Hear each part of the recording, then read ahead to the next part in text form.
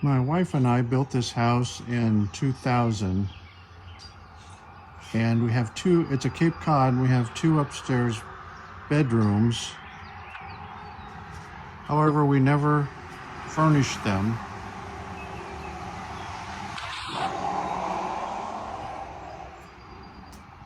And so I decided to build a Murphy bed into one of those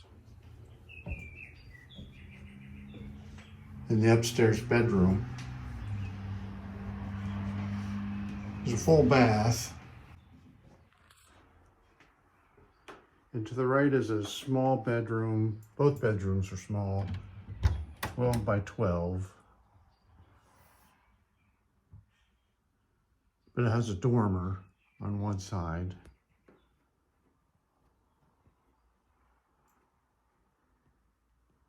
And my idea was to put a Murphy bed up here so that the bed would need up the entire bedroom.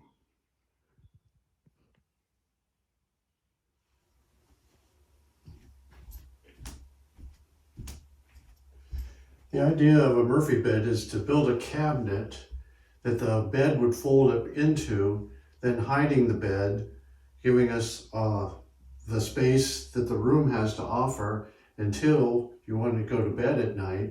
Then you can lower the bed out of its cabinet and then use the bed until the next morning when you can fold it back up into the cabinet. The problem is that you cannot buy a Murphy bed at a store. Most of the Murphy beds have to be built right on site.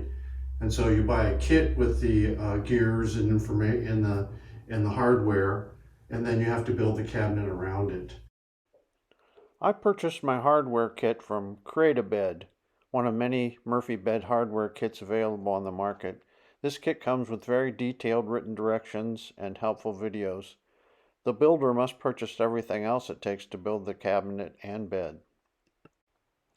The cabinet and bed are constructed mainly of 3/4-inch birch veneered plywood.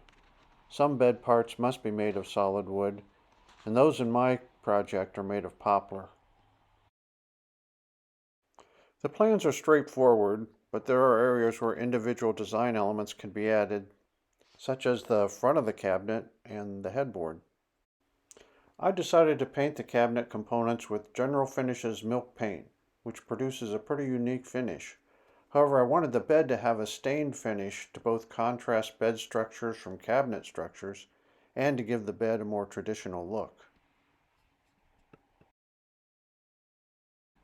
I painted the wall with the same paint and the same color as I painted the cabinet.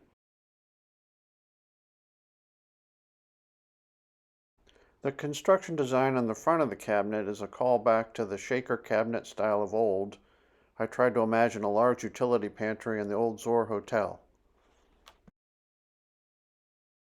So this is the cabinet that I built, and I used it as an accent wall. It is not fit, the bed is finished, but the cabinet part is not finished yet. That's why you see some electrical wire down there.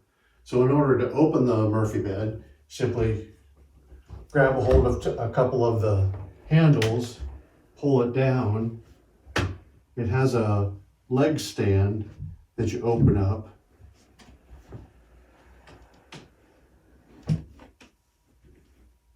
And now it's a bed.